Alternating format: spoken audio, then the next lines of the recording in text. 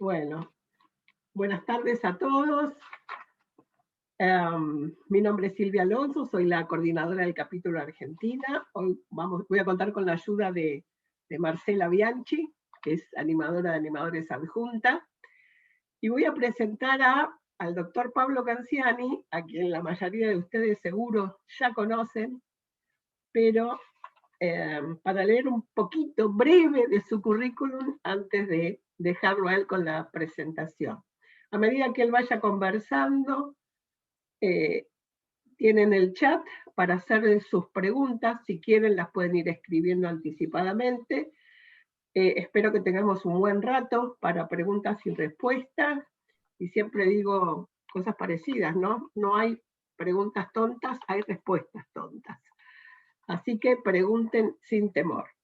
Mientras tanto, les cuento que el doctor Pablo Canciani es licenciado y doctor en Ciencias Físicas por la Universidad de Buenos Aires, actualmente investigador principal del CONICET, el Consejo Nacional de Investigaciones Científicas y Técnicas, es director de la Unidad de Investigación y Desarrollo de las Ingenierías y profesor titular de la Universidad Tecnológica Nacional, Facultad Regional Buenos Aires. Autor y coautor de cerca de 100 trabajos de investigación publicados, miembro de número de la Academia Argentina de Ciencias del Ambiente, integró el equipo de autores del cuarto informe del panel intergubernamental sobre cambio climático distinguido con el Premio Nobel de la Paz en el año 2007, coordinador de la Mesa de Diálogo de Ciencia y Técnica del Diálogo Argentino entre 2002 y 2006, integrante del Departamento de Laico de la Conferencia Episcopal Argentina del 2008 al 2015, miembro fundador del Movimiento Católico Mundial por el Clima, ahora Movimiento Laudato Si. Me perdí. Acá está, y Centro Regional sobre Cambio Climático y Toma de Decisión de la UNESCO. Fue integrante de delegaciones de la Santa Sede a reuniones de la Convención de Lucha contra la Desertificación y la Organización para la Alimentación y la Agricultura de Naciones Unidas. Divulgador científico y autor de libros de reflexión ambiental en clave de ciencia y fe.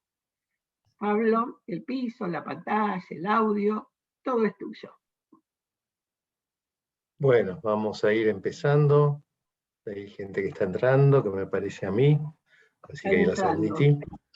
Sí. Bueno, buenas tardes, creo que buenas tardes nada más, buenas noches todavía no.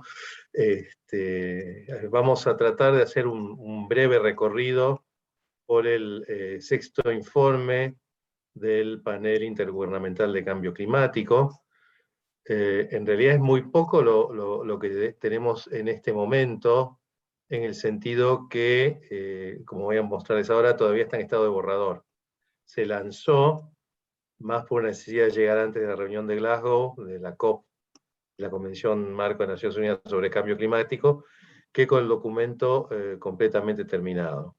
Pero si les parece, directamente vamos a la presentación, y la idea que voy a tratar de llevar adelante esta presentación es poner en contexto primero el cambio climático, con algún toque de muy breve digresión teológica, y luego presentarles esta primera parte del sexto informe del IPCC.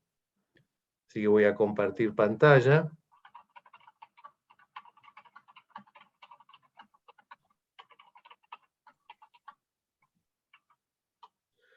Bueno, brevemente hay que aclarar algo que es fundamental,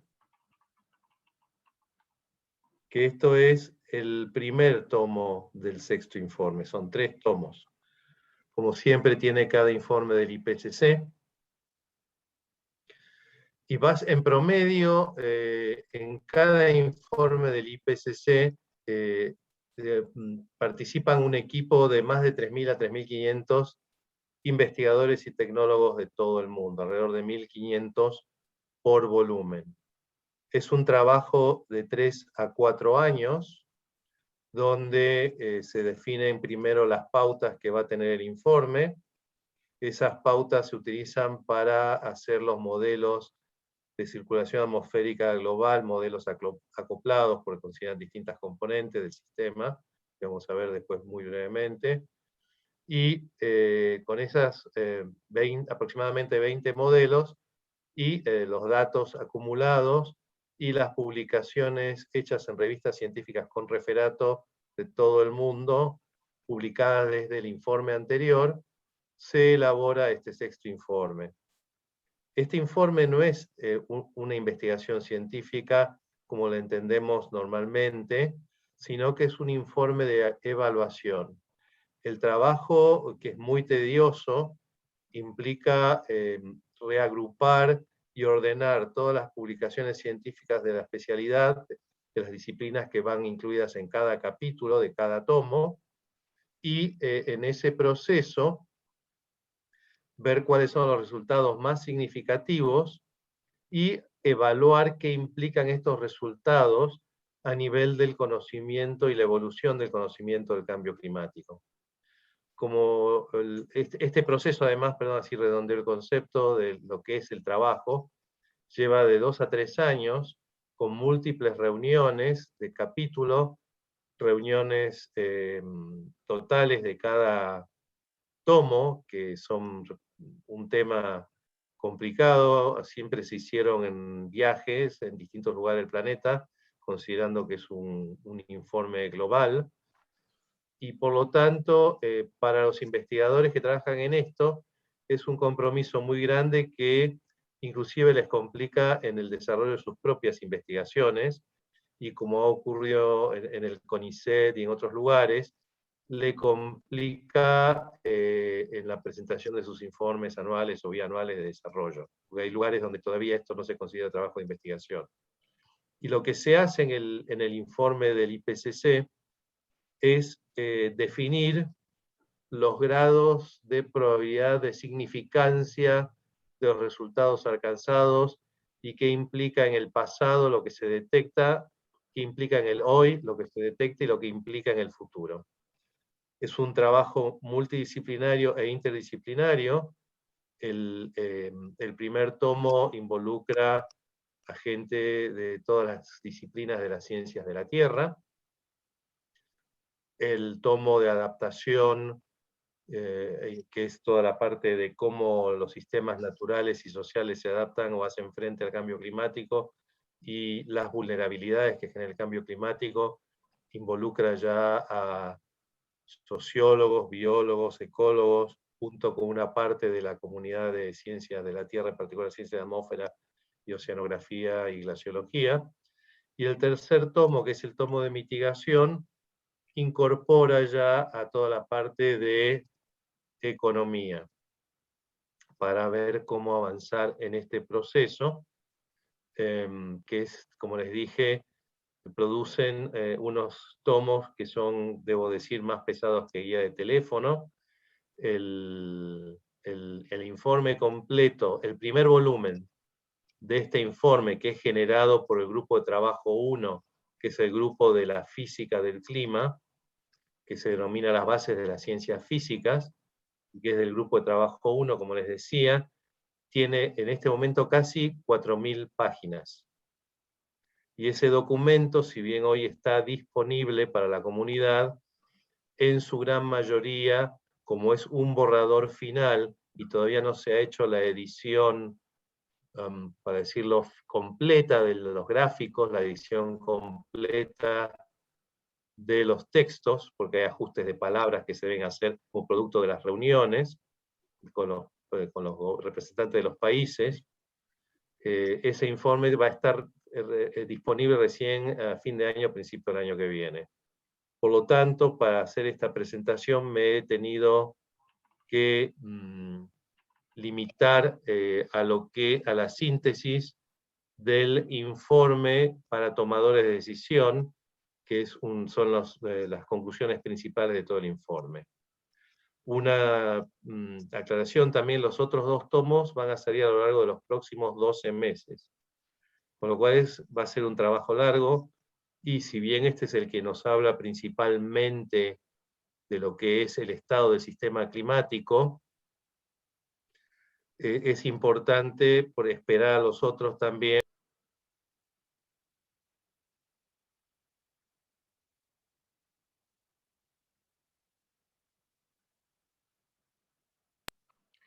Pablo, Sí, ahí volvió el audio.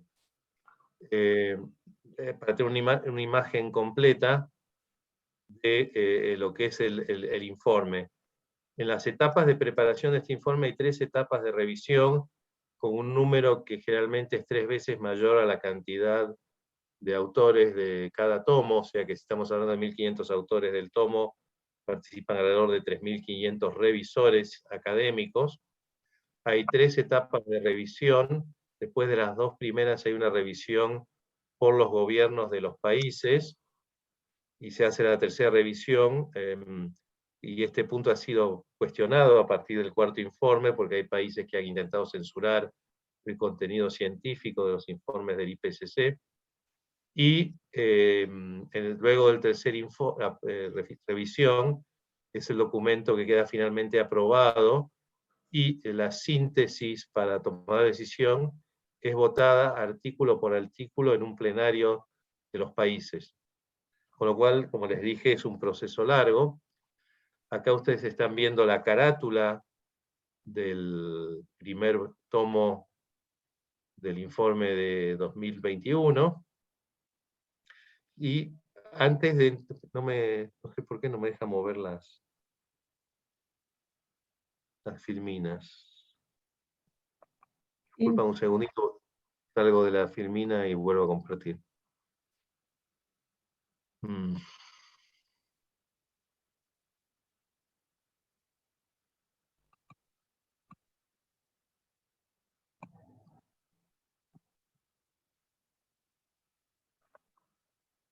Ahí está. Entonces, trabajando a partir del resumen de unas 40 páginas, de los puntos principales, es que vamos a hacer esta charla. Vamos a tratar de hacerlo lo más concisa y concreta. Y una de las novedades más importantes, que después les voy a mostrar cómo utilizarlo, es la inclusión de un primer atlas interactivo que contiene los datos climáticos, o sea, las observaciones que se utilizan para elaborar este trabajo, y también los productos de los modelos climáticos globales que se utilizan. Ustedes pueden ver en la filmina la dirección, https://interactive-medioatlas.ipcc.ch. También si entran a la página del IPCC, que es ipcc.ch, y buscan el 6º informe, aparece el link para ingresar. Una de las novedades relevantes de este informe es la mayor consideración de los resultados de estudios paleoclimáticos, que en el pasado no se le había prestado tanta atención, así como la inclusión significativa, por lo menos reconociendo que está el problema, del concepto de puntos de quiebre o tipping points. O sea, que son cambios súbitos, como les voy a explicar antes de entrar en materia con el informe. Por otro lado, tenemos nuevas definiciones de los escenarios de emisiones, que también les voy a explicar. Y todo el modelo, todo el trabajo se basa en un nuevo desarrollo de modelos de circulación general con mayor resolución espacial y mejor representación de los procesos biogeoquímicos involucrados en la circulación atmosférica global. Y antes de entrar en eso, yo quería hacer una breve reseña de temas que tenemos que tener en cuenta cuando hablamos del clima y del cambio climático. En primer punto, la atmósfera que tenemos es una atmósfera que es producto de la vida, no es una atmósfera, para decirlo de alguna forma, de esencia geofísica, como fueron las 2 primeras atmósferas que tuvo la Tierra, sino que esta atmósfera, con el famoso 21% de oxígeno y 70%, un poco más de óxido nitroso, perdón que admito a alguien, resulta que surge esta atmósfera como un producto de contaminación por las primeras formas de vida hace 2.000 millones de años en los océanos. los estromatolitos y las cianobacterias. Ese oxígeno se acumuló lentamente en el agua, para posteriormente ser liberado hacia esta nueva incipiente atmósfera, donde se empieza a formar la capa de ozono por efecto de la radiación ultravioleta,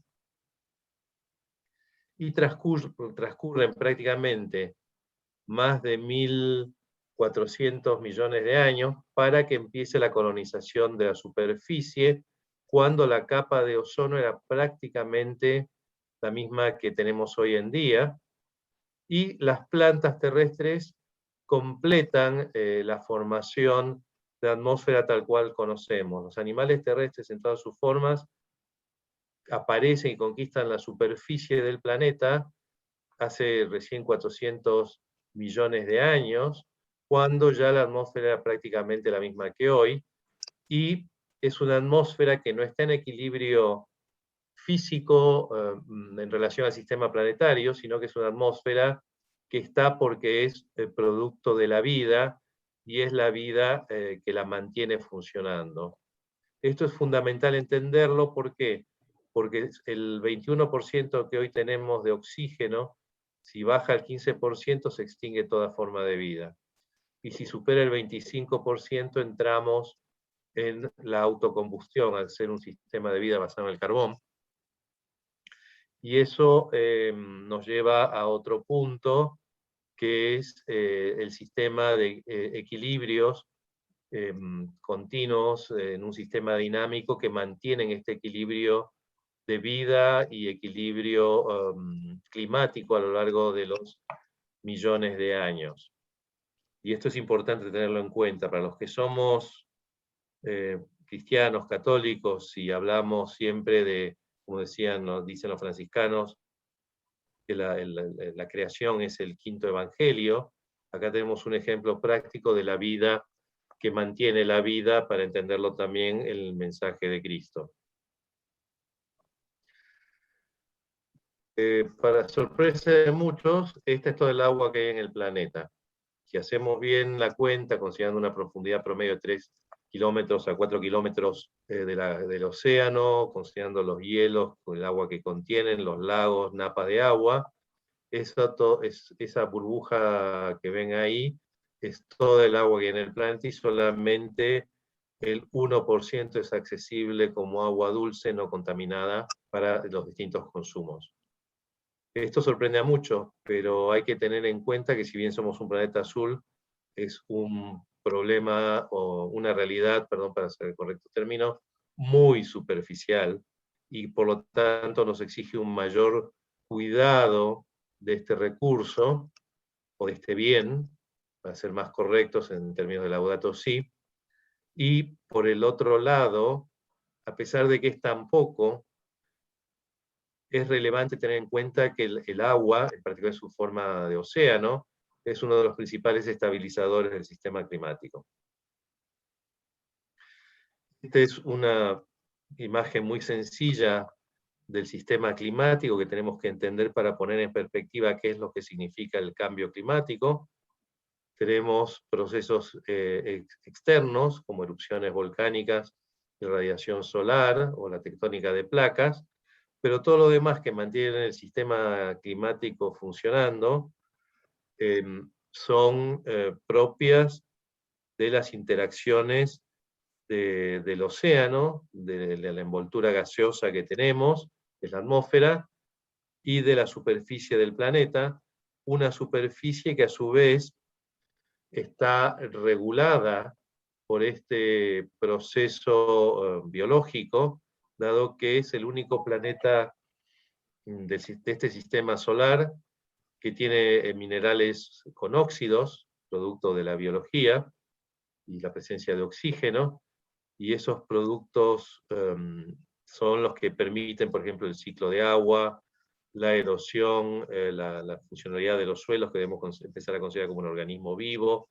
las masas de hielo, y todo esto interactúa con procesos que van de microsegundos a procesos que abarcan miles de años, como la glaciación. Y todo esto interactúa de distintas maneras, y lo denominamos sistema complejo. Entonces tenemos la biosfera, que es donde se desarrolla la vida, que está compuesta por la atmósfera, los suelos, la hidrosfera, los hielos, la criósfera y la vida. Y podemos hacer una pequeña muestra gráfica de cómo es este sistema. Tenemos la esfera de los procesos geofísicos y geoquímicos, y tenemos la esfera biológica. Y tenemos como fenómenos externos, dentro de la esfera de geofísica y geoquímica, la radiación solar, tectónica y vulcanismo, el magnetismo terrestre. Podemos llegar a incluir ahí, pero va implícita la radiación solar, la rotación de la Tierra sobre su eje y la rotación alrededor del Sol. Y después tenemos, dentro de esta esfera biológica, la biosfera, y en esa biosfera tenemos los tres pilares, que son atmósfera, litosfera e hidrosfera, que interactúan entre sí, pero en el centro, como ente regulador primordial, está la vida. Cada uno de estos elementos o patas fundamentales interactúa con la vida en una forma de ida y vuelta, pero a su vez, como vemos en las flechas medias anaranjadas intermedias, tenemos procesos de alguna forma regulados por la vida, de interacción entre atmósfera y litosfera, entre litosfera e hidrosfera, entre atmósfera e hidrosfera. Y esto es una simplificación del sistema complejo que es la biosfera, pero que es interesante tener en cuenta porque podemos ver la esencialidad de la vida. Yo acá me tomo la libertad para una breve digresión teológica. Se me colgó de vuelta. Disculpan.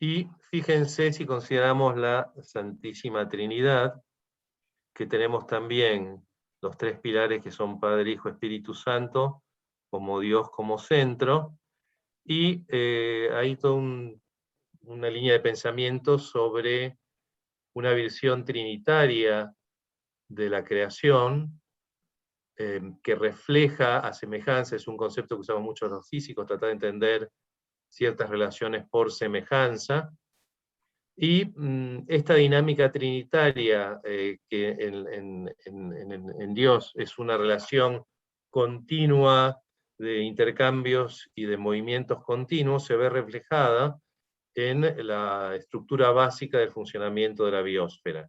Nuevamente, esto es para ver también desde una pata científica el quinto evangelio de la creación.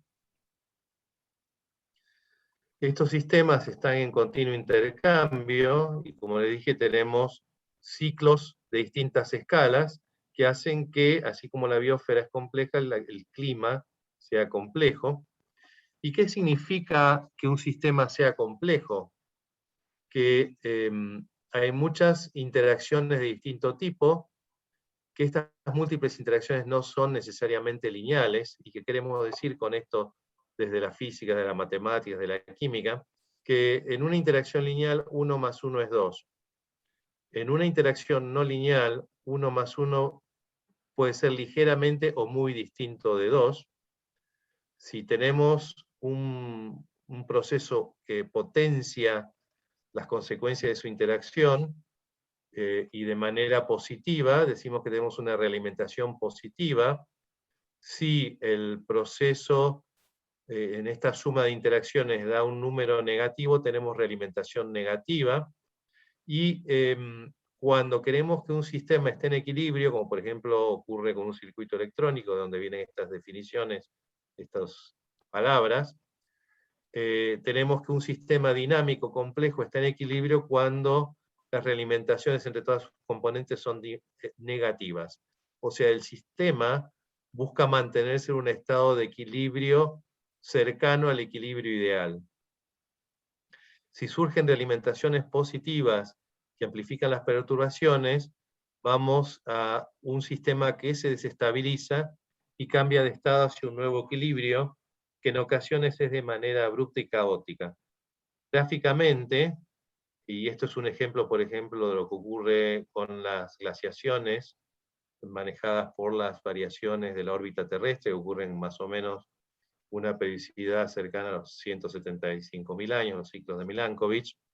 Tenemos que en un estado del sistema climático, el sistema oscila en torno de un punto de equilibrio, hasta que este es perturbado porque uno de los parámetros que lo regulan cambió mucho, y vuelve a un estado de equilibrio nuevo. Por ejemplo, esto puede ser el periodo cálido y el periodo frío de los ciclos glaciares e interglaciares. Y este fenómeno, en este caso, tenemos un cambio de estado reversible, o sea, la perturbación es significativa, pero no es lo suficiente para desestabilizar completamente el sistema. Sin embargo, cuando perturbamos demasiado un sistema complejo, podemos llegar a lo que se denomina punto de quiebre o tipping point en inglés, donde el salto es prácticamente o seguramente irreversible según el caso, y el estado final no es del todo predecible, o sea, tenemos que analizarlo desde un punto de vista probabilístico y no determinístico. Y esto es lo que estamos haciendo hoy con todos los procesos de perturbación de los sistemas ambientales, y la gravedad del asunto es que, como ocurre cuando uno discute sobre todo la aplicación del resultado del cambio climático a sistemas biológicos y productivos, podemos tener una idea de a dónde van a estabilizarse los sistemas naturales y sociales frente a las perturbaciones que estamos generando, pero no tenemos una idea concreta absoluta. O sea, nosotros hemos vivido en un mundo que ha funcionado de una perspectiva determinística en el proceso de decisión y de ejecución. Hoy, las perturbaciones que estamos introduciendo en el sistema son tales que no podemos asegurarnos de a dónde va a terminar el sistema, y por lo tanto es necesario acotar las perturbaciones que le generamos al sistema para que éste se mantenga estable. En el pasado podemos considerar toda una línea de análisis histórico sobre perturbaciones extremas que desestabilizaron sociedades y llevaron a su desaparición por distintos motivos, algunos inclusive ambientales. Entonces, un sistema complejo no es estático, o sea, es dinámico, y siempre va fluctuando alrededor de estados de las distintas componentes de un estado de equilibrio que permiten que el sistema se mantenga ajustado o con una realimentación negativa. En el mundo de hoy, el problema, por lo tanto, no es este cambio, sino la velocidad y la magnitud del cambio que estamos introduciendo. Y el cambio climático podemos llegar a verlo entonces como la crisis socioambiental o el cambio global, que también está descrito en la encíclica Laudato Si. Acá les presento las componentes o causas de lo que hacemos como sociedad. En cuadrados o rectángulos está lo que hacemos mal, en óvalos o círculos están las consecuencias y las múltiples interacciones. De vuelta, lo que hacemos mal también es un sistema complejo y que lamentablemente estamos empezando a ver que tienen realimentaciones positivas, o sea que desequilibran los sistemas. La sociedad en su conjunto es tanto víctima como victimaria, o sea, se genera sus propios problemas, pero a su vez genera problemas que perturban a otros y a los sistemas naturales que la mantienen en vida. Y si uno analiza el lado derecho, donde están los principales problemas ambientales, en blanco están las interacciones que tampoco son lineales, vamos a ver que el cambio climático es el principal problema en la medida que es el problema ambiental que interactúa con todos los demás problemas ambientales.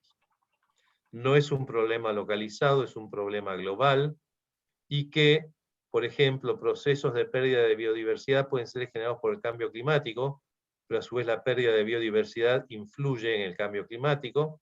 Hoy lo estamos viviendo con la información que hace poco la Amazonía ha dejado de ser generador de oxígeno y sumidero de carbono para convertirse en emisor neto a través de un proceso no lineal de punto de quiebre o tipping point. O sea, fue un cambio brusco y ocurrió mucho antes de lo que se esperaba.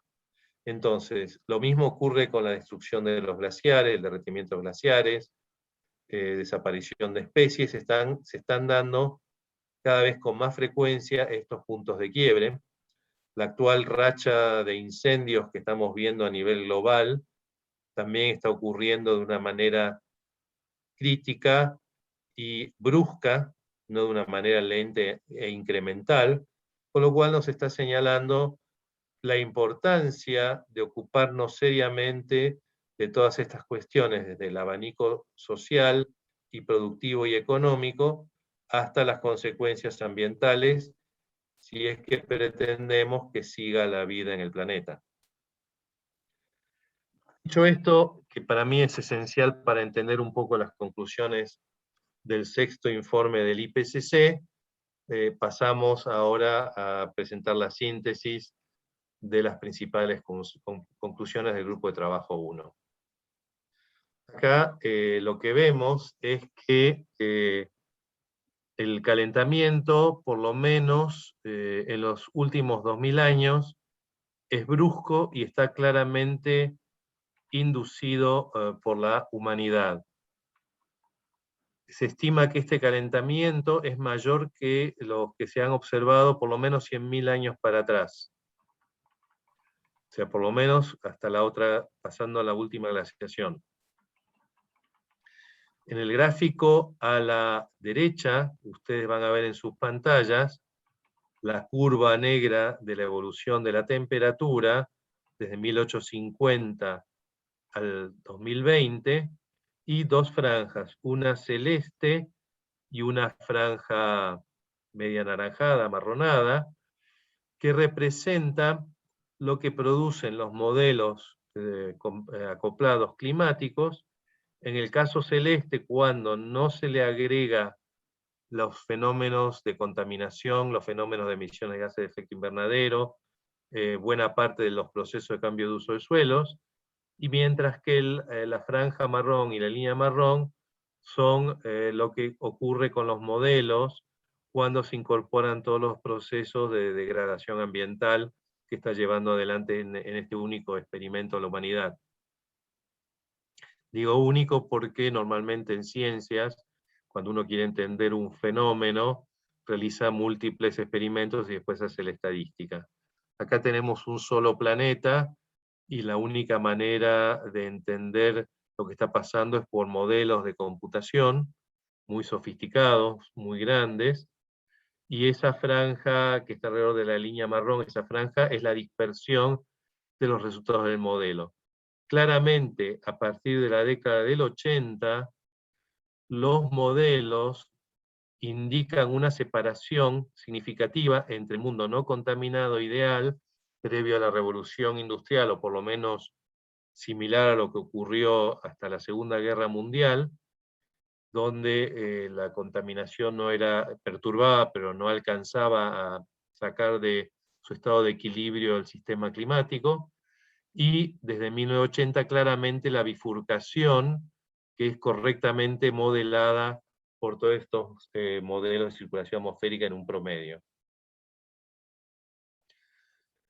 De este calentamiento que hoy observamos, el 91% del calentamiento del sistema climático se debe y se observa en el calentamiento de los océanos. Esto es importante porque, como les dije antes, por la inercia térmica del agua, el calor específico del agua, el océano es un gran regulador y controlador del sistema climático, las grandes variaciones naturales del clima, como el Niño, oscilación sur, como las perturbaciones del Atlántico, las perturbaciones del Índico, que llevan distintos nombres, u otras perturbaciones del Pacífico que tienen escalas de décadas, como la oscilación interdecádica del Pacífico, o las oscilaciones atlánticas que tienen escalas de 70, 80 años, se estima hoy, son las que establecen las variaciones climáticas dentro de este estado de equilibrio. Que el océano retenga la mayor cantidad de calor es normal, pero también es muy preocupante, porque si el sistema oceánico se desestabiliza, vamos a ir hacia un rápido proceso de desestabilización de toda la biosfera. El 5% del calentamiento hoy se debe al calentamiento de las masas continentales, el 3% a la pérdida de los hielos, y solo el 1% al calentamiento propio de la atmósfera. Esto está incluido en el informe, ¿no? Todo lo que digo a partir de ahora está incluido en el informe. ¿Cómo son las distintas emisiones hasta el día de hoy, tomando como base el calentamiento desde en base a 1850 a 1900? Siempre cuando se hacen estos trabajos hay que tomar una base de referencia climática. En este informe, por primera vez, dado todos los proyectos de rescate de datos que hay en curso en este momento en el mundo, puede tomar con una buena cantidad de estadística el periodo 1850-1900 como una base de referencia. Y en ese proceso vemos que el calentamiento ha sido ligeramente mayor a 1 grado, y que en las contribuciones a este calentamiento vemos que la principal causa de este calentamiento en 1,5 grados se puede atribuir a las emisiones de gases de efecto invernadero y algunas otras emisiones, que después están detalladas en el gráfico que sigue, por actividades humanas. Entonces, si los vemos por separado, tenemos dióxido de carbono como principal forzante del calentamiento, seguido del metano, el óxido nitroso, los gases clorofluorocarbonados, pero otros gases, otros óxidos de nitrógeno tienen un forzante negativo, o sea, enfrían. El dióxido de azufre también enfría. Después tenemos las componentes orgánicas volátiles, son distintos tipos de moléculas, por ejemplo, que libera la producción de petróleo, el uso del carbón, el uso del gas, en una combustión no ideal. Tenemos forzantes negativos también de carbón orgánico, de amoníaco, el forzante positivo de las microcenizas de carbón, que por ejemplo se depositan sobre la nieve en las altas cumbres y en los polos y reducen la capacidad de estas superficies blancas de devolver radiación al espacio. Tenemos cambios en el uso de suelos y también las nubes generadas por la aviación. En síntesis, al 2019, que es cuando se cerró la parte observacional del informe, teníamos 410 moléculas de dióxido de carbono por cada millón de moléculas de la atmósfera. De metano tenemos 1866 moléculas cada billón, o sea, cada 1000 millón de moléculas de aire. Y dióxido nitroso tenemos 332 moléculas cada 1000 millón de moléculas que conforman, partículas que conforman la atmósfera. El 56% de estas emisiones han sido reabsorbidas en suelos y en el océano. Pero hoy sabemos que la concentración del dióxido de carbono es la mayor en por lo menos los últimos 2 millones de años de historia del planeta. ¿Cómo afecta el cambio climático en base a las observaciones? En este informe se encontró una manera novedosa de presentar los extremos, los eventos extremos que afectan al sistema climático, que es dividir el mapa del mundo en estos hexágonos y darle forma a los continentes con estos hexágonos. Vemos ahí marcado Centroamérica, las islas del Caribe, Sudamérica, Norteamérica, y después las subregiones. Por ejemplo, la región de Pampa Húmeda Chaco es CES, Amazonía en parte es NES, y no NSA, etc. Son regiones un poco grandes, porque digamos no es lo mismo, por ejemplo, el Chaco que la Pampa Húmeda. La Patagonia es SSA, digamos, Argentina y Chile. Y los colores son, sí, hay un aumento de ventos, es este color medio marrón bordó. Sí, una disminución de ventos extremos es celeste. Si no es estadísticamente significativo en los cambios es blanco. Y si faltan datos o estudios es en gris. La cantidad de puntos, 3 puntos, indican que la confianza en la estadística de estos resultados es alta, 2 puntos es media, 1 punto negro es baja confianza en el aporte o en el cambio, y 1 punto con centro blanco es que no alcanza la estadística. Como vemos, en este caso, el primer caso son los aumentos de olas de calor. Claramente, en casi todo el mundo es bien definido que estas olas de calor están aumentando por el cambio climático en los últimos 30, 40 años. En la parte que sigue, donde los colores han cambiado, nos referimos a precipitaciones fuertes de 1 a 5 días, y fíjense que eso, salvo en nuestro continente, en la región de Pampa Húmeda Chaco, la estadística no es confiable para el grueso del continente, o sea, no tenemos datos y estudios al igual que en África, cosa que nos indica cuáles son las áreas de vacancia de la ciencia y de la investigación ambiental en nuestros países. Y acá tenemos el riesgo de sequías e inundaciones. De sequías extremas en el sistema, ecosistemas naturales y en ecosistemas agrícolas. Claramente vemos en la zona de Costa de Brasil, la Amazonía, un problema grave que se está observando cada vez con más frecuencia, sequías importantes en esa región, mientras que los datos que disponemos por ahora para el resto de Sudamérica no serían estadísticamente significativos los cambios observados. En África y en Europa en particular, estos cambios son muy importantes, al igual que en el noroeste de Norteamérica, donde claramente lo estamos observando a través del punto de quiebre de la cantidad de incendios, y se están dando cada vez con más frecuencia y en mayores extensiones.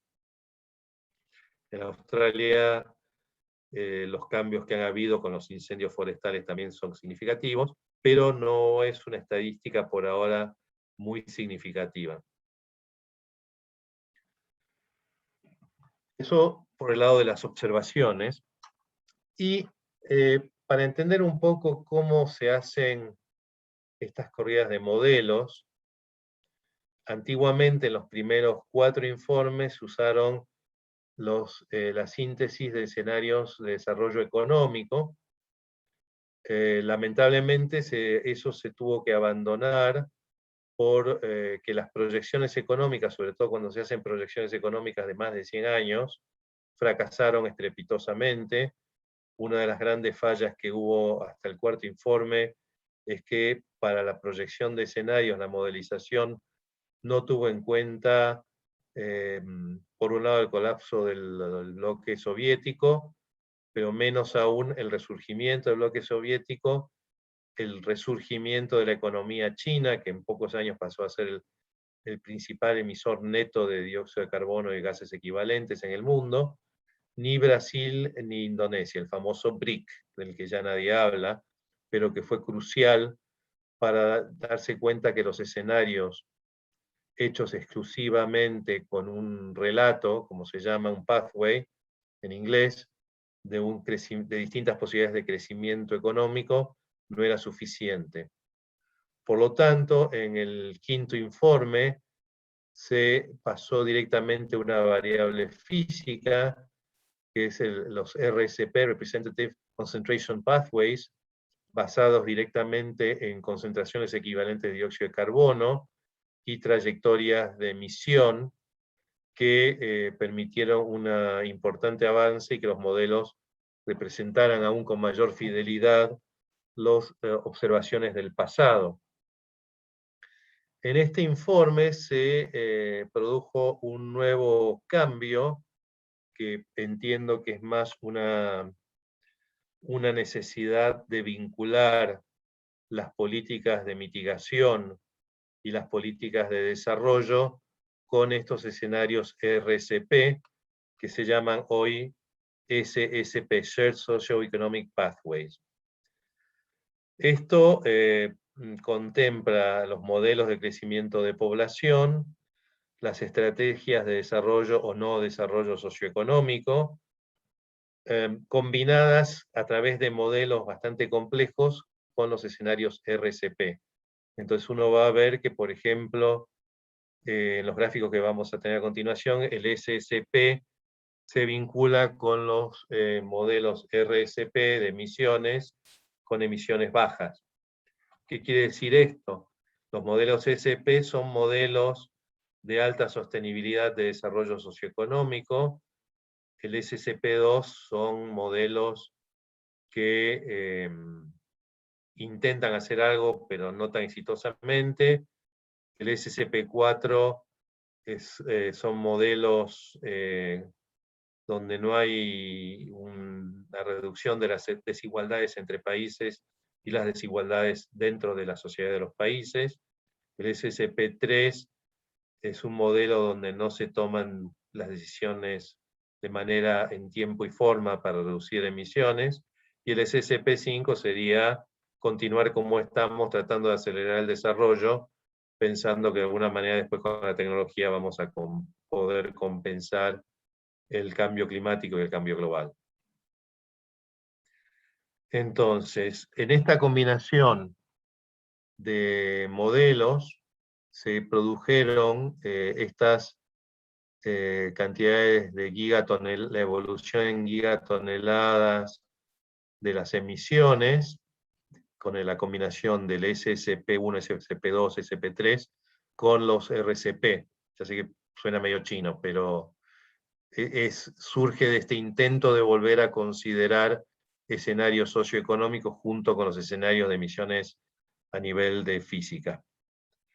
En los modelos de sostenibilidad y que reducen significativamente las emisiones, o sea, los SP1 y 2, vemos una acumulación hasta la década del 50 de emisiones, en el peor de los casos, y una significativa reducción, pero sin llegar a emisión neta cero en el caso del SSP2 4.5, mientras que en el SSP1, que serían los modelos necesarios para cumplir con la cláusula del Acuerdo de París, que pide 1,5 grados máximo de calentamiento, tendríamos para el 2050 no solo que tener, en el mejor de los casos, emisiones neta cero, sino que haya sumideros muy activos de dióxido de carbono y otros gases en la atmósfera. Lo mismo ocurre con el metano. La gran diferencia que tener en cuenta siempre es que el dióxido de carbono tiene una vida media o tiempo de permanencia de la atmósfera de más de 100 a 200 años, según los distintos estudios, mientras que los gases como el metano, que son poderosísimos gases de efecto invernadero, sin embargo tienen una vida media de 10 años, y eso cambia drásticamente cómo hay que encarar las políticas. El óxido nitroso también tiene una vida media relativamente larga y es más difícil de eliminar. Y después tenemos los aportes de contaminación del aire y la formación de material particulado que denominamos aerosoles. Aquí abajo tenemos, para estos escenarios que muestran las gráficas arriba, cuál sería el calentamiento total estimado y los aportes que hacen cada una de estas tipos de emisiones. Y vemos que en el mejor de los mundos tendríamos que trabajar con el SCP-1 2.6, o sea que sería una reducción bastante drástica de emisiones. Y como se indicaron claramente en todas las presentaciones que se hicieron en los medios cuando se lanzó este informe hace unas semanas, la ventana de oportunidad para implementar las políticas necesarias para cumplir con el SCP-1 requerido por el Acuerdo de París no supera los 5 a 7 años. O sea, de 5 a 7 años tienen que estar tomadas las decisiones, todos los compromisos nacionales y comenzadas las implementaciones de estos cambios.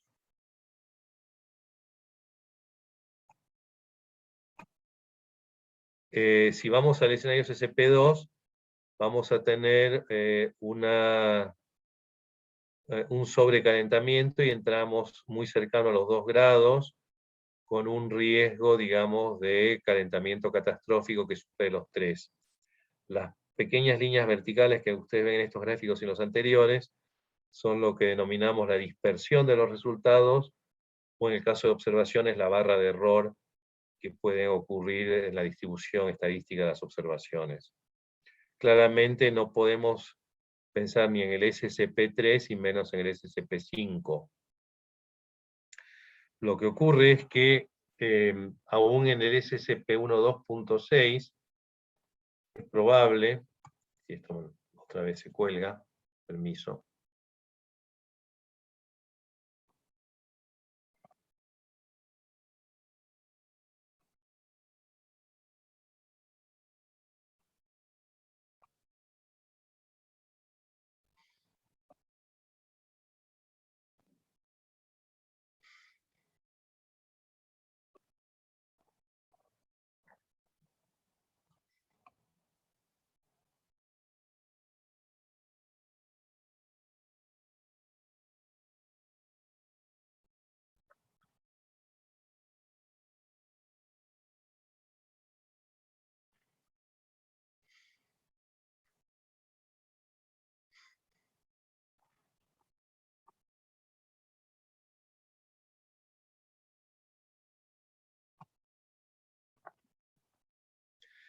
El calentamiento prácticamente para el 2021-2040 en cualquier escenario va a ser del mismo orden, sobre todo considerando la inercia del sistema, con una estimación de 1,5 grados en casi todos los casos y 1,6 grados en el último escenario de que nadie haga nada, y con un rango bastante variable.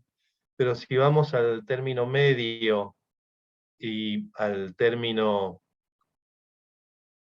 largo, vemos que en término medio hay lo que se llama un overshoot, aún en los escenarios mejores, el SCP-1 de 1.9 y 2.6, que son preocupantes en el sentido que vamos a tener un tiempo mucho más perturbado y con riesgo de puntos de quiebre, sobre todo en el SCP-2 4.5, que no es de todas maneras aceptable porque el promedio para fin del siglo XXI sería 2.7 con un rango de 2 a 3.5 grados de calentamiento.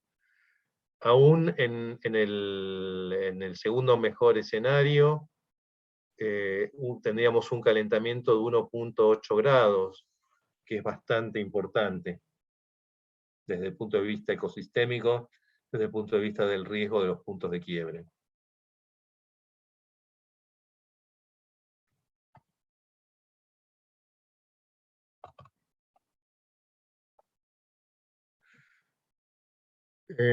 Y consideramos qué significa estos casos a nivel global, cómo sería la distribución de lo que ya hemos observado del calentamiento y lo que dan los modelos, que son los 2 planiferios superiores, vemos que en términos generales el calentamiento, que es mucho más benigno en el hemisferio sur que en el hemisferio norte, y esto se debe a la presencia en el hemisferio norte de grandes masas continentales que afectan a la atmósfera, mientras que en el hemisferio sur la presencia de un hemisferio cuasi acuático estabiliza mejor la atmósfera. A medida que vamos incrementando este calentamiento, vemos que en 1,5 grados Sudamérica sigue siendo relativamente beneficiada en este escenario con calentamientos hasta 1,5 grados menores, mientras que en el hemisferio norte hay zonas que, sobre todo en el Ártico, que van a tener calentamientos de hasta 4 grados, y ya cuando vamos a 2 grados, esta situación se pone más delicada, con calentamientos importantes, sobre todo en el hemisferio norte, y el peor escenario ya es catastrófico, con calentamientos continentales de más de 4 a 5 grados, y en el hemisferio norte de más de 7 grados. ¿Qué pasa con la precipitación? Que es lo más difícil de modelar. Tenemos que con un cambio de 1,5 grados, empieza a haber una reducción bastante importante de precipitación en Amazonía y un aumento de precipitación en las zonas subtropicales de nuestro continente. Eso tiene que ver con un corrimiento parcial de las corrientes de chorro que separan la región tropical y subtropical, y la expansión de 1,5 grados, 2 grados aproximadamente de la zona influenciada por el trópico, y ya cuando vamos a 2 grados y peor 4 grados, tenemos del lado del Pacífico un secamiento más intenso de Perú y casi toda la costa de Chile, un ligero aumento de precipitación en Pampa Húmeda y Chaco, y en el peor escenario tenemos severo incremento de precipitación en Pampa Húmeda y Chaco y severas sequías en el resto del continente, salvo en la margen ecuatorial del continente. Lo mismo ocurre en África, con un aumento de precipitación en la zona subsahariana. Pero igual estos son porcentuales, hay que entender que un porcentual de zonas donde llueve muy poco también es un incremento pequeño. Esto no quiere decir que porque haya un aumento del 40% con 4 grados, crezca significativamente la precipitación en la zona subsahariana. Un 40% de muy poco sigue siendo poco. Lo que sí hay que tener y entender que es preocupante, cosa que estamos viviendo hoy con la sequía de la cuenca del Paraná, es la humedad del suelo, o sea, el contenido de agua en el suelo, que ya con 1,5 grados es significativo en prácticamente todo el continente sudamericano, salvo en Pampa Húmeda, parte de Chaco, y en la zona costera de Perú, Ecuador y Colombia, mientras que el resto del continente tiene secamiento, en particular la zona patagónica. En Estados Unidos, Canadá, México pasa lo mismo, cosa que ya se está viviendo, mientras que en la medida que superemos los 2 grados, la situación de los suelos se va a volver crítica, y con una afectación importante en las grandes cuencas del continente sudamericano.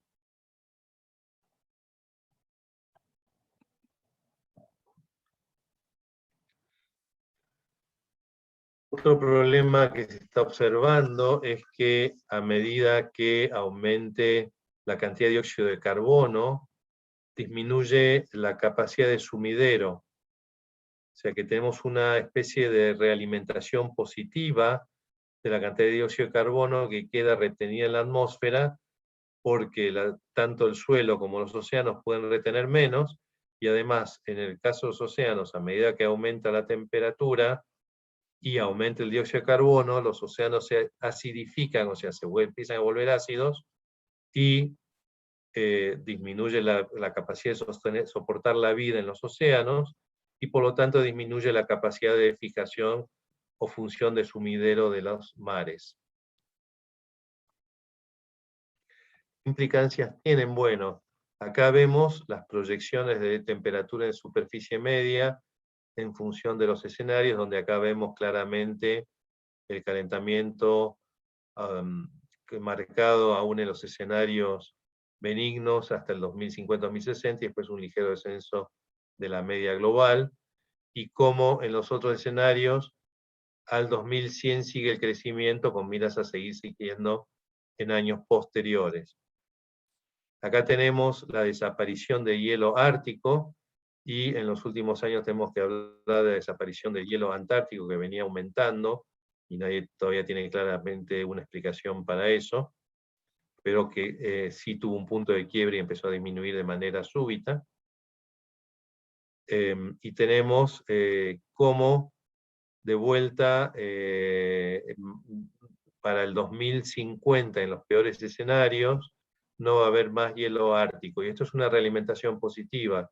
El hielo marino ártico devuelve en los meses de verano radiación al espacio, reduciendo la cantidad de radiación apta para el calentamiento del planeta.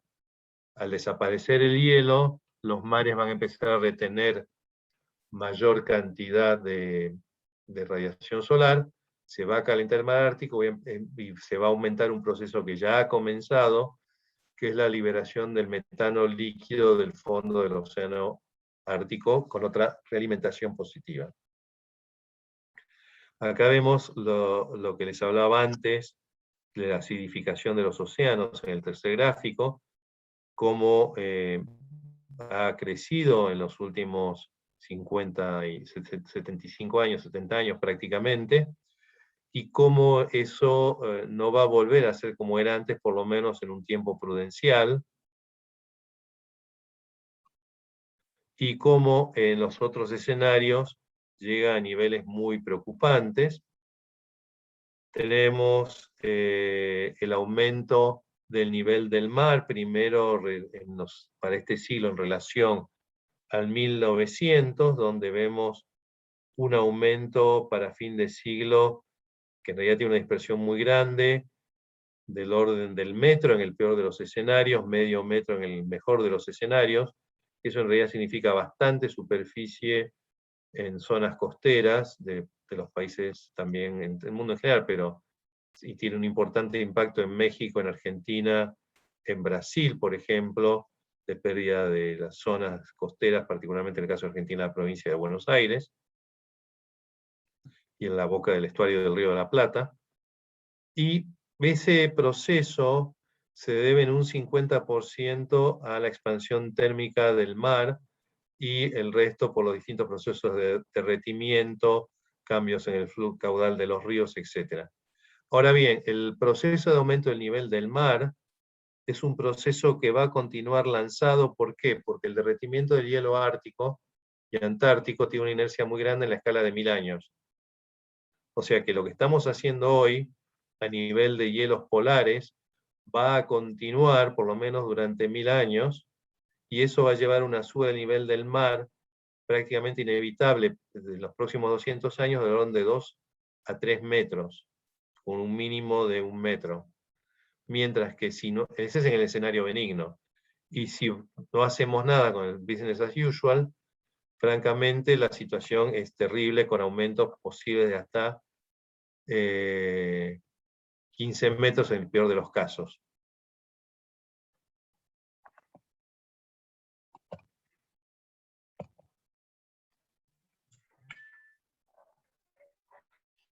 ¿Cómo impactan en los eventos meteorológicos? Bueno, acá tenemos en una síntesis global una situación donde vemos distintos fenómenos que claramente demuestran un aumento de las olas de calor, una disminución de las heladas, un cambio en la precipitación con aumentos en inundaciones, etc. Así que esto indica los distintos eventos extremos que van a poder ir ocurriendo en los distintos lugares del planeta y que son preocupantes porque también algunas de estas cosas pueden ocurrir a partir de puntos de quiebre y volverse mucho más frecuentes. Situación que aún no sabemos hoy cómo va a ser, por los motivos que le expliqué al principio de la charla. Esto es el aumento de la temperatura y la relación lineal que hay en el aumento de las emisiones, la acumulación de dióxido de carbono hasta el año 2050, lo que significa la acumulación, según los distintos escenarios, y las consecuencias que esto puede tener a la temperatura, otra vez más, y cuál es el estado de cuenta bancaria, digamos, de carbono, que nos quedaría para liberar si vamos a los distintos escenarios. cuánto calentamiento adicional en gigatoneladas de emisiones vamos a tener. Entonces, en el escenario más benigno, necesitamos una reducción drástica, porque estamos hablando de un saldo bancario permitido de emisiones de carbono de no más de 900 gigatoneladas para 1,5 grados. O sea, esto nos indica la urgencia de actuar. Y esto es la parte del informe, en sí mismo los principales resultados sintetizados en el documento. Y antes de cerrar la charla, quería compartir con ustedes brevemente la parte del, si me permiten, de la página interactiva para que sepan ustedes acceder, ir viendo las distintas opciones que tiene esto. Acá está, si lo abre, el escenario que lo dejé cargado con los datos, distintos datos de observaciones. Entonces ustedes, por ejemplo, pueden cambiar o hacer un zoom en distintos lugares.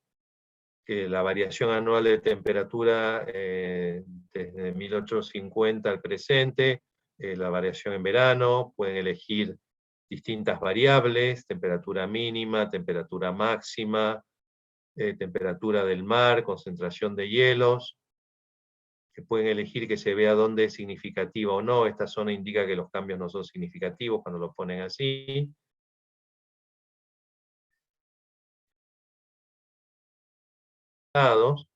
Para hacer este informe.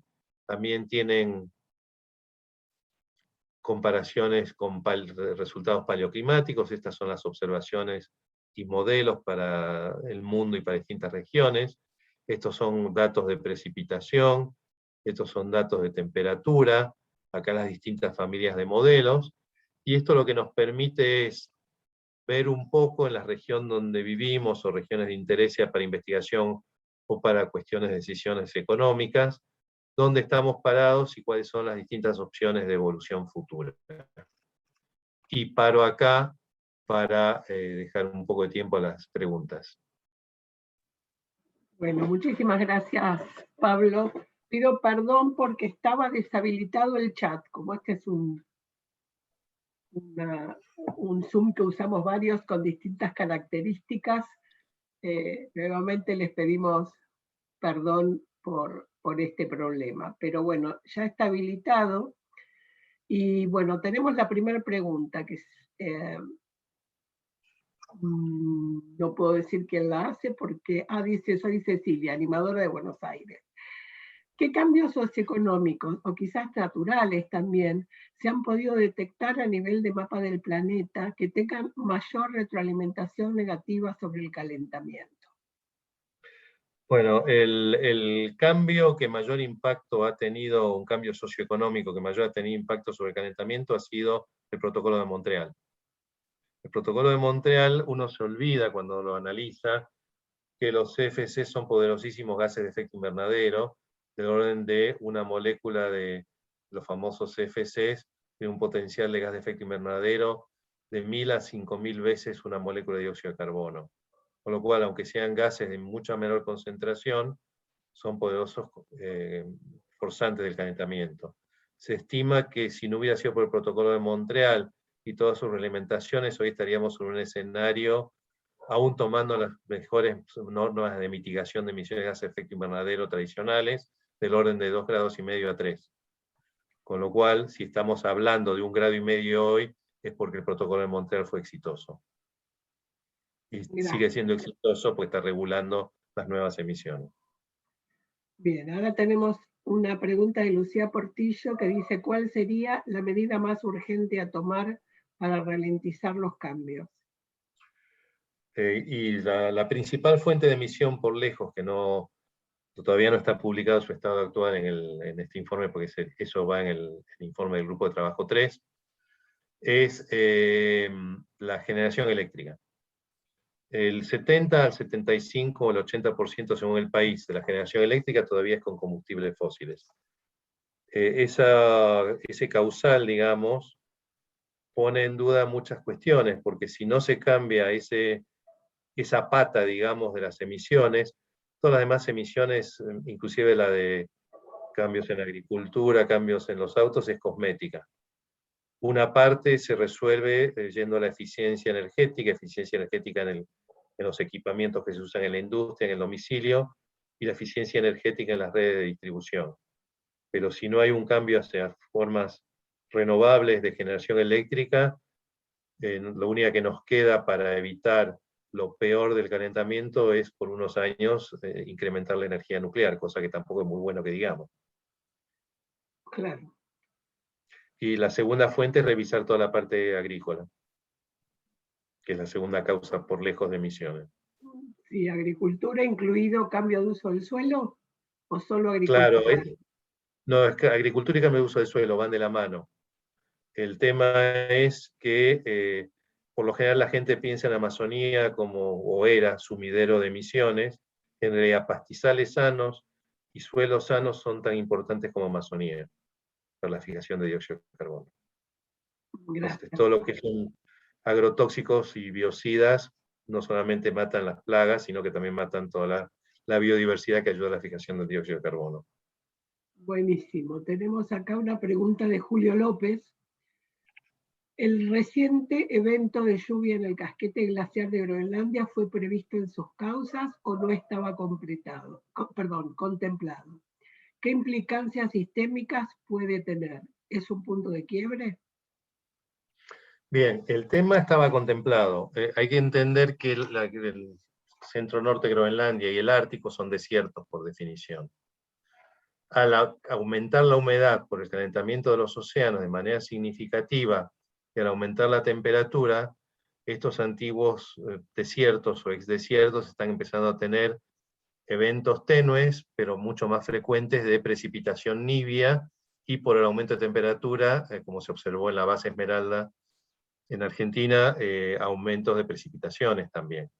Entonces, estaba esperado, no es necesariamente un punto de quiebre aún por el momento, puede serlo en un futuro. Gracias. Otra pregunta de Lucía Portillo. La energía solar requiere de baterías de almacenamiento. ¿Cómo evalúa su manejo posterior? Bueno, hoy el almacenamiento está basado en el litio y la minería de litio. Tiene dos problemas. Primero, la minería de litio, que se hace en base a agua, que se realiza en salinas, en primer lugar del altiplano asociado al Himalaya, el Tíbet y demás. En segundo lugar, en el altiplano de nuestro continente, donde no hay agua. Entonces, se requiere grandes cantidades de aguas en zonas desérticas. Ahí ya tenemos un primer problema. Y desde el punto de vista de manejo, todavía no hay las tecnologías para reciclar completamente las baterías de litio, y los residuos con los óxidos de litio y demás son altamente tóxicos. En el mundo se está hablando hoy de hacer legislación que haga una cascada de usos de las baterías de litio hasta que surjan nuevas tecnologías que usen otros elementos que no son el litio y al que la Unión Europea y el Reino Unido están invirtiendo muchos fondos para lograrlo. No queda otra que hacer esta cascada, que es primero el auto, que requiere una carga rápida, después el sector industrial, y después, como en tercera mano, el sector domiciliario, que requiere una carga más lenta, para poder extender en algunos años la vida útil de estas baterías antes de proceder a su reciclado. Yo me pregunto en países como Argentina o Brasil o Chile o Perú si es posible o factible lograr una ley de esas características. Gracias. Bueno, acá hay una que hace Sandra Veiga, pero que entiendo que se refiere a cuando estabas hablando de los principales emisores y entre ellos Sí. citabas agroindustria y cambio de uso del suelo. Pregunta si también la actividad ganadera está incluida y la combino con una de Miriam, así puedes contestar las dos juntas, de Miriam Becker, que pregunta si tenés idea de cuánto hay que reducir la actividad ganadera industrial en Argentina para que sea sustentable. Bueno, ahí es un punto interesante. Las soluciones para el cambio climático tienen que ser basadas en ecosistemas. No hay soluciones llave en mano, ni una solución que sea válida en una parte de Estados Unidos similar de producción ganadera puede ser válida en Argentina. La ganadería es una de las áreas que está puesta en la picota, pero según en qué ecosistema se haga, una ganadería sustentable hasta puede ayudar a reducir emisiones. Por lo tanto, hay que considerar eso. ¿Por qué? Porque uno de los problemas de mantenimiento del suelo como sumidero depende primero de la fertilidad del suelo y segundo la capacidad del suelo de retener dióxido de carbono y agua. Si yo tengo una ganadería sustentable como la que ha implementado Uruguay, puedo generar con la ganadería un sumidero de emisiones y una reducción de inundaciones. ¿Por qué? Porque el suelo sano también frena el escurrimiento del agua hacia las cuencas. Eso está estudiado, hay varias estancias en Argentina que están trabajando con eso. El CONICET tiene proyectos de ganadería sustentable en pampa húmeda, en bosques, tanto del norte argentino, Chaco, como bosques patagónicos, que permitan además reducir el riesgo de desmonte, porque tiene otro uso ya ese bosque, en cantidad de ganado sustentable. Y la Universidad del Centro ha estado trabajando en la combinación de ganado y ñandú para reducir el problema de las emisiones y aumentar la incorporación de la materia fecal del ganado al suelo, que la vaca emite, genera la bosta, digamos, en términos técnicos, y el ñandú ablanda el suelo para que eso penetre más fácilmente. El INTA también está trabajando. Hay distintas tecnologías. En el CONICET también se está trabajando en el uso de camélidos sudamericanos, se llama vicuña y demás, para ganadería alternativa en zonas donde el ganado vacuno no sea apto. El ñandú podría ser una industria interesante que Argentina está desaprovechando por cuestiones político-económicas. Sí, vale aclarar además que no es lo mismo lo que se habla de ganadería sustentable con criar por feedlot, además del Claro, tema de las emisiones, una cuestión de calidad de la carne y por lo tanto de salud. claro, Se me ocurre ahora hablar de por esa razón tan importante la petición católica, planeta sano, gente sana, ¿no? claro, bueno, el problema de la cría de pollos también es un problema de metano y de contaminación de suelos y de agua. Los feedlot en Brasil tienen terribles problemas económicos por contaminación de suelos y de aguas, además del desmonte masivo de Amazonía. Es así que la Unión Europea periódicamente amenaza dejar de comprar carne de Brasil, cosa que nosotros no hemos aprovechado. Bien, otra pregunta de Julio López. ¿Qué impacto puede tener el impulso de la industria espacial como actividad comercial, turística, y como posibilidad cierta de minería espacial que puede generar una gran actividad de vectores y satélites, así como de basura espacial, que ya es importante? ¿Hay estudios? Del tema de las emisiones de gases de efecto invernadero de cohetes hay muy pocos estudios, porque hasta hace poco la actividad era relativamente baja. Sí hay un severo problema de chatarra espacial, que es un problema grave inclusive para los astronautas de las bases de la estación espacial, porque un bulón perdido en el espacio es una bala de altísima velocidad, loca en el espacio, que no solo puede matar a los astronautas, sino que rompe frecuentemente los satélites de investigación a los satélites de comunicaciones. Yo creo que pensar en minería espacial es una locura porque es exportar a otro planeta nuestro desastre socioeconómico y no creo que sea sostenible por el momento y con un grave impacto atmosférico, pensando que de alguna forma los pocos estudios que hay indican emisiones bastante insignificativas de gases de efecto invernadero. Dicen que un cohete para salir de la atmósfera terrestre tiene que llegar a una velocidad mínima de 11,6 metros por segundo. Y con la masa que tiene un cohete es un montón de energía. Sí, acá me hablan de las granjas porcinas. Sí, las granjas porcinas tienen un problema adicional, al igual que los feedlots. Primero que en la cantidad de cerdos que se hacinan en China son granjas de millones de animales. En esos millones de animales tenemos el problema adicional, además de las emisiones y de contaminación, que el cerdo tiene un sistema inmune muy parecido al humano y sirve de puente para que ciertos virus muten y se conviertan en enfermedades que pueden afectar a las personas.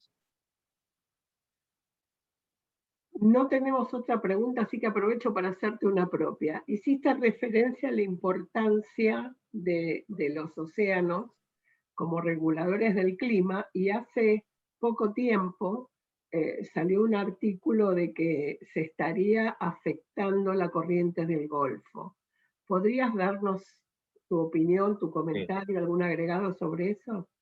Sí, la corriente del Golfo es muy importante porque es el regulador del clima del hemisferio norte, que permite que en toda Europa y parte de hasta Asia, en el límite de Asia, de los Urales, altas latitudes tengan climas templados. O sea, hay que pensar que Londres tiene la latitud de Puerto Deseado, para ubicarnos un poco en el mapa. Estocolmo tiene la latitud de Ushuaia, prácticamente.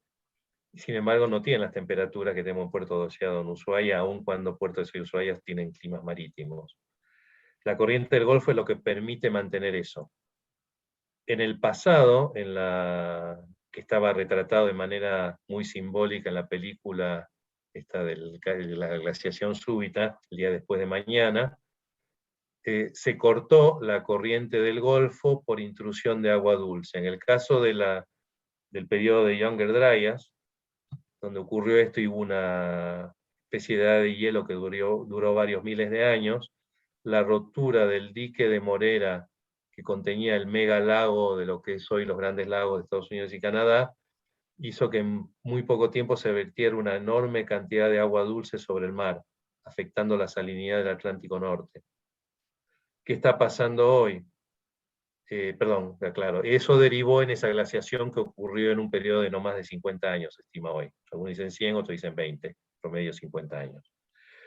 Y duró varios miles de años, con un descenso bastante brusco a nivel mundial, a nivel global, y en el caso de Sudamérica, un incremento del periodo seco, una extensión de la zona seca. ¿Qué está pasando hoy?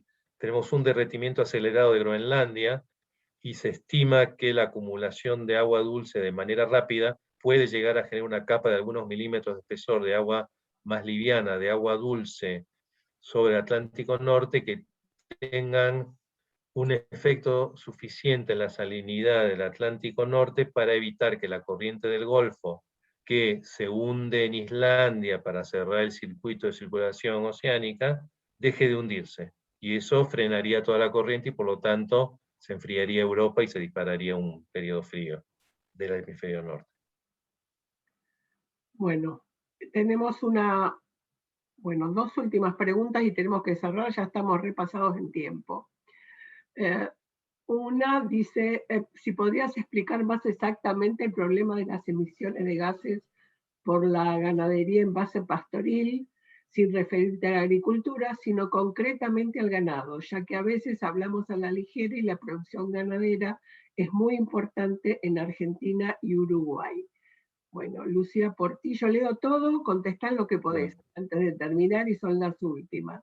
Lucía Portillo hace un comentario sobre que a este paso, creo que esto fue al tiempo de las granjas porcinas, el problema no es si tendremos otra pandemia, sino cuándo. Bueno, agradecimiento. Pregunta de Marcela Bianchi. Frente al informe del IPCC, ¿qué decisiones se requieren tomar en Glasgow? Sonia, la consulta acerca de los denominados bonos verdes, si son un instrumento válido y cuánto a la difusión escasa que se hace en el país. Y nada más, cerramos acá, todo el resto del tiempo. Pablo. Vamos a la ganadería. Efectivamente, la ganadería es esencial para la economía de Uruguay y de Argentina, pero también es esencial para la preservación de suelos. Argentina es el segundo o tercer país del mundo en nivel de degradación de suelos, que no implica necesariamente desertificación. En algunos lugares del territorio sí, pero la pampa húmeda, por ejemplo, tiene severa degradación de suelos por problemas en la vuelta a reabonar los suelos, etc., y pérdida de oligoelementos esenciales. La ganadería, bien manejada, es necesaria con una rotación integrada a la rotación de cultivos para preservar las características básicas de los suelos de Uruguay y de Argentina, de la pampa húmeda. ¿Por qué? justamente por la recuperación de los elementos esenciales del suelo, el mantenimiento de la materia orgánica, y que es necesaria también para poder sembrar después, y que eso no se logra con fertilizantes. O sea, es mucho más económico y sano alternar con ganadería, que además genera mucho más empleo que la agricultura, para poder mantener el ecoagrosistema pampeano en un funcionamiento sustentable. Por eso no es posible, ahora como hace mucho, de decir todo el tiempo que la ganadería no sirve, sino que, como digo yo, las soluciones a los problemas del cambio climático en todos sus ejes, no solamente el ganadero, tienen que ser soluciones basadas en un conocimiento del ecosistema donde se van a implementar, inclusive del ecosistema social.